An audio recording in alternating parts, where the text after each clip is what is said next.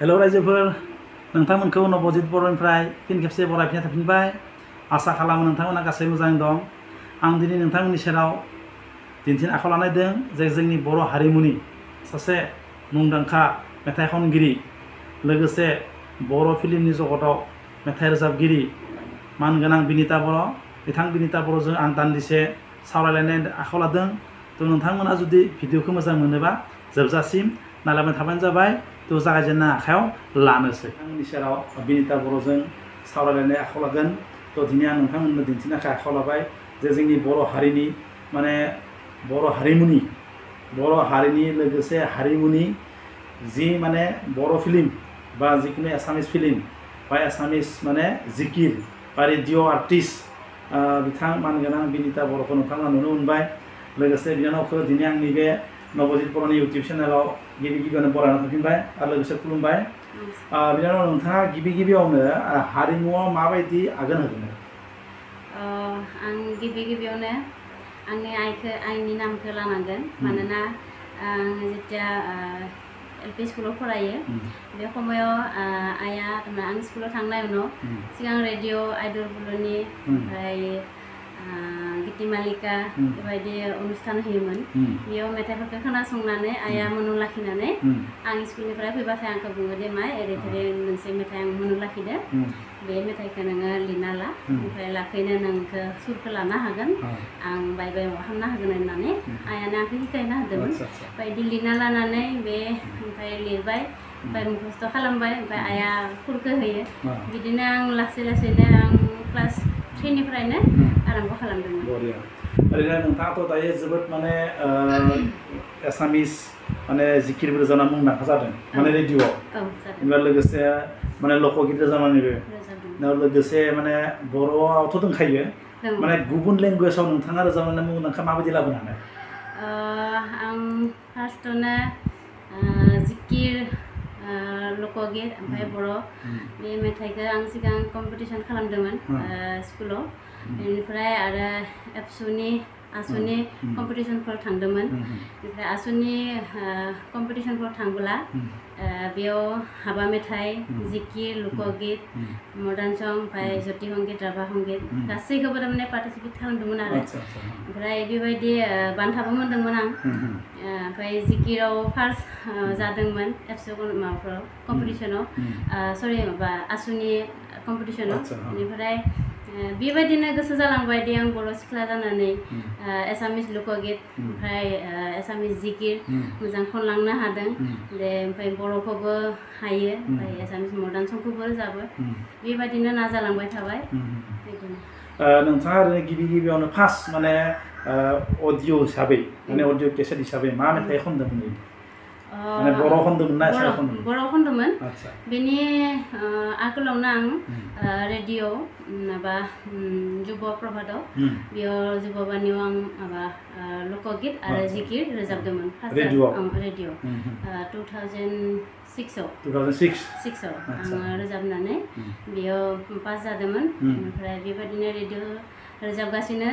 बेनिफ्राय जुबबानिनिफ्राय आरो आं माबा फैबाय जेनेरेलाव फैबाय बेनिफ्राय दा बेयाव रोजाबगासिनो। ओरैनो दाथ' नोंथांनि माने बैसागु होनोब्लाथ' बिनिता बर'नि फांसन गोलैखायो माने मोनखायो आरो जे आमुगाव जे बिनिता बर'नि माने फांसन दं नोंथाङाथ' फांसनाव माने बहुत मुंदांखा लाबोबाय लोगोसे बर' फिल्मावबो रोजाबबाय बे फांसन आरो फिल्माव रोजाबनानै पार्थक्यखौ मारै मोनो फांसनाव रोजाबनाय आरो अडिअ केसेटआव माने रेकर्ड खालामनाय माबायदि मोनो? बे रेकर्डिंआव बारा माबा गैया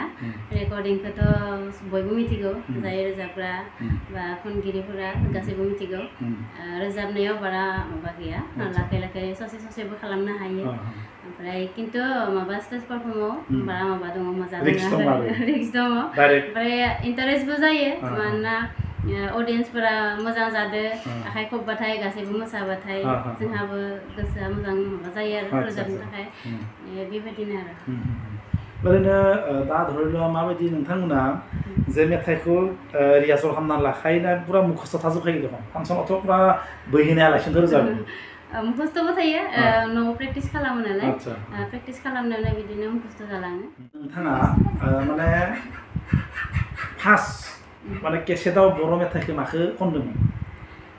गिबि केसेट रोजाबनाया आरो आं बाजै अडिअ केसेट बाजै नामनि अडिअ केसेटमोन आच्छा बेयाव रोजाबदोंमोन आच्छा माने एसे गुनगुनायनो हागोन नामा माने भाई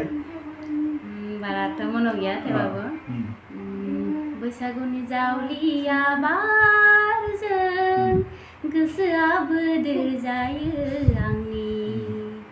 बैसागुनि रंजालि बोथोराव गोसोआ रंजाखाङो आंनि बरिया बावबाय बहुत गोबाव जाबाय बावबाय ओरैनो दासिम माने फ्रेश माने दा धरि लो 2000 माने 20-21 दाथ' 21 माने 20-21 नि गेजेराव ओरैनो माने मेथाइ दिहुननो नामा गोदान आं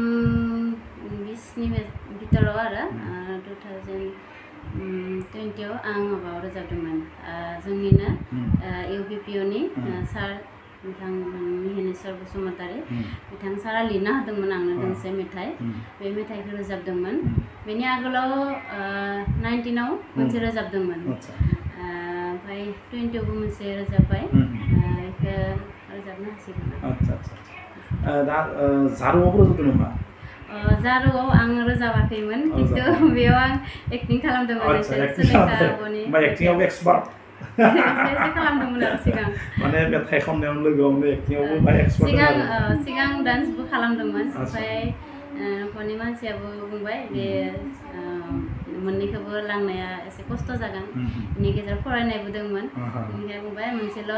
बासिना ला हयथ' मेथाइ नङाबा डान्सखौ बासिना ला बेनिखायनो आं डान्सखौ गारनानै मेथाइखौ बासिना लाबाय बिनानावा दासिम माने बेसेसो मेथाइ खनबोखो माने अडिअ केसेटआव जाबाय आंना आं अडिअ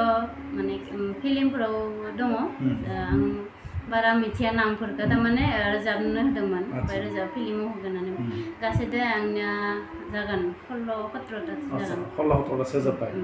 थिगैनो दोङो माने फांसन हिसाबै बायदिब्लाथ' माने स्टेज प्रग्राम होनना बुङोब्ला बिराद मुंदांखा बिनिता बर' होनना बुङोब्ला फिल्माव मानो होनबा दायो लकडाउन प्लास माने बिनि थाखाय एसे माने कालसार लाइना एसे बाय माने मा होनना बुङो बेखौ बाय सिङाव फैदों आरो माने आगबारि जानो हाथ'वाखै मानो होनबा गासैबो बेरामनि थाखाय माने बयबो जिरायनो न'आवनो बिनि थाखाय एसे कालसार लाइना एसे बाय सिङाव डाउनाव फैदों आरो जेन' बेरामा जुदि हामोब्ला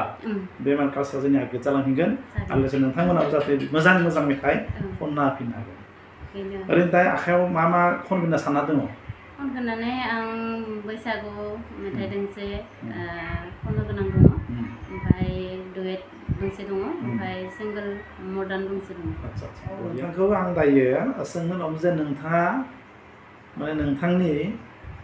नौ सोर दङ बेखौ आं एसे माने रायजो आंनि भिउवार्सफोरनो एसे खिथाबा मोजां आंनि न'आव आइ दङ आफा दङ आदा सासे ओमफ्राय बाजै ओमफ्राय आदानि फिसाजो सासे दङ नोंथांनि एड्रेसखौ एसे रायजोफोरनो खिथागोन नामा आंनि एड्रेसा गामि गरियागत माने भिलेज ओमफ्राय post office Jamtala district Kamrup ओरैनो दा धरिल' न'आव माब्लाफोर जायोमोन जे फांसनाव जे बेगा मेथाइखौ माने खन बा सोरबा नोंसा आइया बुङोमोन नामा बे बेखौसो खन होननानै बिदि जादों माने गोदान मेथाइखिनिखौनो लाजोबबाथाय आइयाबो होनो बाबायाबो होनो बे पुराना मानसिफोर बा बयस जानाय मानसिफोरा इमान जागजिग मडार्न मेथाइफोरखौ मोजां मोना ओमफ्राय पुराना बेबायदि गोसो मोजां मोननाय बिसोरबो बिदि पुराना फिल्म हक रेडिअ'नि हक बेबायदि मेथाइ लानो थिनोमोन आंखौ ओमफ्राय बेबायदिनो आं दाबो रेडिअ' आर्टिस्टनि हक बा पुराना फिल्मनि हक बेबायदि मेथाइफोरखौ रोजाबो आरो रोजाबना मोजां मोनो थिगैनो दं दासिम नोंथाङाथ' मेथाइ खनगिरि आरो गुबुन मेथाइ खनगिरि हिसाबै सोरखौ बांसिन मोजां मोनो हौवानि माने जोंनि हौवासा मेथाइ खननायनि भितराव बा हिन्जावसा मेथाइ खननायनि भितराव गोदान बा पुरान सोरखौ बांसिन मोजां मोनो गोदान बा पुरानबाथाय बिग्राय आदा मेलनि भितराव ओमफ्राय फिमेलनि सुलेखा आब' बेनिफ्राय सुजुमा दैमारि आब' बिथां साथामखौ बेनि उनाव गोदाननि भितरावथ' नाम गोबां दङ बेनि गेजेराव मेलनि भितराव जाबाय फुकन बर' कपिल सरगियारि बेनिफ्राय फिमेलनि भितराव जाबाय बितामुनि आतसा जोबोद माने मोजां मोनो आरो बिथांमोननि गानखौ मोजां मोनो ओरैनो निजाय खननाय मेथाइखौ जेब्ला गुबुनाव माने फांसनफोराव बा गुबुन मोनसे माने जायगायाव गेदारिं जायगायाव जे दामबाय थायो अब्ला नोंथांनि गोसोआ माबायदि मोनो गोजोननाय मोनो मोजां मोनो बेखौ जे नोंथांमोना फांसन गानो थाङोब्ला ओइ मेथाइ खनगिरिया फैबाय ओइया माने मेथाइ खनगिरिया फैबायहाय बिनिता आब'आ फैबायहाय होनना बुङोब्ला माबायदि मोनो सोरबा जुदि एड्रेस लानो थाङोब्ला फन नम्बर बियोब्ला माबायदि मोनो बिराद मोजां मोनो गोजोननाय मोनो ओमफ्राय लोगोआव थांफायो आइ थांफायो मालाबा बाबा थांफायो बिसोरबो गोजोननाय मोनो गावनि फिसाजोखौ इदि सनमान खालामबाथाय बिसोरबो मोजां मोनो बिसोरखौ मोजां मोननाय नुबाथाय आं गोसोआबो मोजां थायो ओरैनो बबेबाफोर प्रग्रामाव माने मेथाइ खननो थांनानै माने आधा माने लामा ससेयाव माने गारिफोर हामा जानाय ओरै मोनसे माबा प्रेक्टिकेल माने मोनबोदों नामा माने बबेबा फांसन दङमोन टाइमाव सहैनांगोन टाइमाव सहैदिया बेबायदि आंनि माबायाव जाथ'वाखै दासिम इसोरनि अननायाव आं बेखिनिखौ मोनथ'वाखै टाइमाव थांनानै मोनहैदो टाइमाव प्रग्राम खालामदो बेबायदिनो कुनु कमिटियानो आंखौ माबा खालामाखै बरियासे प्रग्राम खालामदों बिदायबो होदों बेबायदिनो आरो गासैबो मोजाङै सोलिलांदों तारमाने बबेबाफोर माने किसुमान प्रग्रामफोराव टाइमाव सफैयाबा मानसिफोरा बिराद राग जोङोना बेबायदि जायोना बेनिखायनो नोंथांनि खेथ्रआव जाथ'वाखै गसाइनि अननाय दं दा ओरै जानना उनावबो जाहाथे सम टाइम गेजेराव जाहाथे नोंथाङा थांना मेथाइ खननो हायो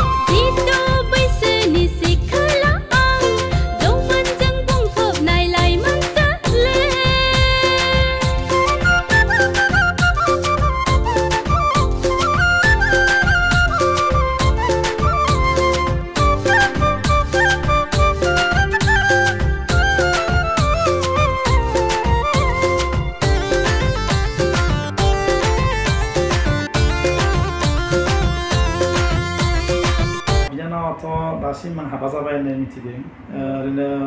बेसेबां दिन जाखो हाबा जानाया आंनि हाबा जानाया नभेम्बरनि 25 तारिखआव हाबा जालांबाय 2021 नङा 20 आच्छा 2020 जादों नभेम्बरथ' 2020 सरि आंनि हाबा जादों माने 2020 नभेम्बर जादों थिगैनो दं नोंथांनि माने मालिक हासबेन्डआ ओरैनो मेथाइ खननो हैनो आरो होयो पुरा सापर्ट खालामो थिगैनो दङ सापर्ट खालामलांबा मोजां जायो दावगालांनो हागोन खायफाया हाबा जाखांनायनि उनाव माने बिथांनि हासबेन्डआ माने सापर्ट होआ नोंथाङा थिगैनो दं मोजां मोनदों जाहाथे नोंथांनि मुङा हाबा जानाय सिगाङाव जेरैबायदि मुंदांखामोन हाबा जाखांनाय उनावबो जाहाथे बेबायदिनो मुंदांखा जालाङो नङा होमबा सापर्ट मोननांगौसो जालांगोन थिगैनो दं ओरैनो दा नोंथांना हाबा जानाय जायगाया मा जायगायाव जादों आंनि हाबा जानाय जायगाया तामुलपुर बरखपा गामि बेयाव हाबा जादों नोंथाङा ओरैनो हारसिङै माने फिल्मफोर बानायनाय मोनसे बा निजेनि खनगोन बे फिल्माव ओरै मोनसे टारगेट लानाय दं नामा साननायाथ' गोबां दं दायो गोदान जे रेकर्डिं जानो गोनां दं बे रेकर्डिं खालामनानै दोनै भिडिअबो खालामगोन होननानै सानना दोनदों बेनि उनाव फिल्मनिबो सानना दोनदों मा जायो इसोरा अनबोथा नुनो मोनबाय मुंदांखा बर' हारिमुनि सासे मेथाइ खनगिरि बिनिता बर' बिनानावखौ आं लोगो मोननानै जोबोद गोजोननाय मोनबाय नोंथाङा जे आंनो गोबां समनि गेजेरजोंबो बेखिनि रायलायनाय समखौ होनायनि थाखाय आं नोंथांखौ आंनिफ्राय रोजा रोजा साबायखर बावहरनाय थाबाय लोगोसे फिन खेबसे खुलुमनाय थाबावबाय आंनि गोसो गोरबोनिफ्रायबो नोंथांनिसिम रोजा रोजा साबायखर थाबाय थिगैनो दं नोंथांमोना रायजोफोर नोंथाङा नुबाय दिनै आं नोंथांमोननि सेराव बिनिता बर' मेथाइ खनगिरि बिथांखौ माने मोगा मोगि लादोंमोन बा सावरायलायदोंमोन बिथांनि परियाल लोगोसे माबायदि मेथाइ खनबोदोंमोन बेसेबां फिसानिफ्राय बेफोर गासैखौबो बिथाङा नोंथांमोननि सेराव दिन्थिनो हाबाय थ' दिनै आं नोंथांमोननि सेराव एसेयावनो फोजोबबाय होननानै आङो आंनि बे हेल' रायजोफोराव बिनिता बर'नि जि मोगा मोगि लानाय बेखौ आङो एसेयावनो फोजोबबाय। गोजोन्थों। गोजोन्थों। खुलुमबाय।